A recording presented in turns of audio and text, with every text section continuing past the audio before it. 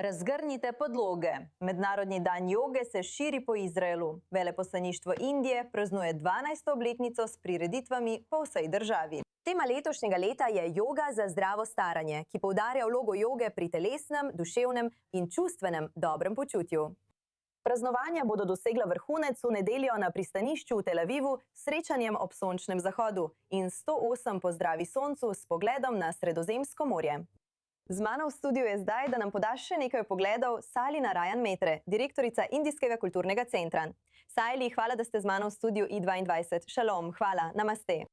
Kaj mi lahko poveste več o Mednarodnem dnevu joge? Kateri dogodki nas čakajo v nedeljo?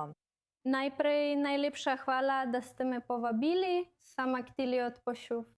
Tukaj sem bila že enkrat prej. Naj se zdaj posvetim vašemu vprašanju.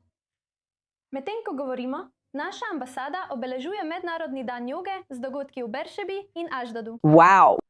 Ta teden smo pripravili poseben dogodek joge v Jeruzalemu, kjer se je na starih mestnih zidovih zbralo na stotine ljudi in skupaj smo vadili jogo.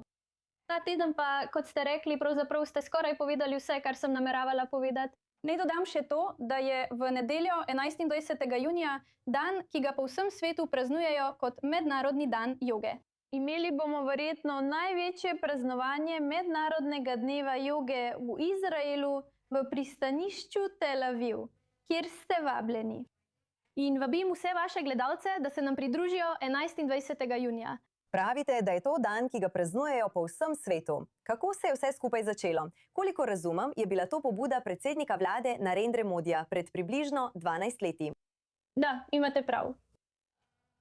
Tako je. Častiti predsednik vlade, gospod Modi, predlaga v Združenih narodih, da je joga darilo človeštvu in da bi jo morali praznovati po vsem svetu. In 22. junij je predlagal, da bi ga morali praznovati kot Mednarodni dan joge. In prejel je izjemno podporo večine držav po vsem svetu.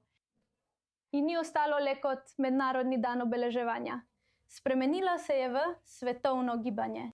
In zdaj, 21. junija in celo pred in potem, vidimo, da ljudje po vsem svetu vadijo jogo, razgrinjajo svoje podloge in se povezujejo sami s seboj. Kaj to pomeni za indijsko kulturo v Izraelu? Kako to pomaga pri promociji indijske kulture po vsej judovski državi?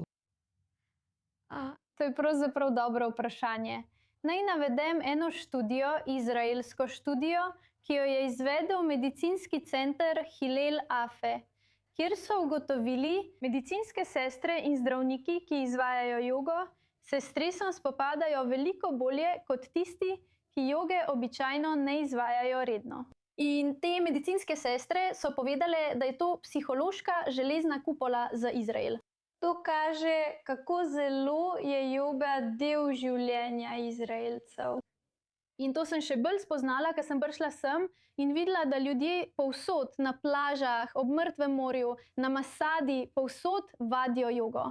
Zato je zelo pomembno, kot sem rekla, da korenine joge izvirajo iz Indije.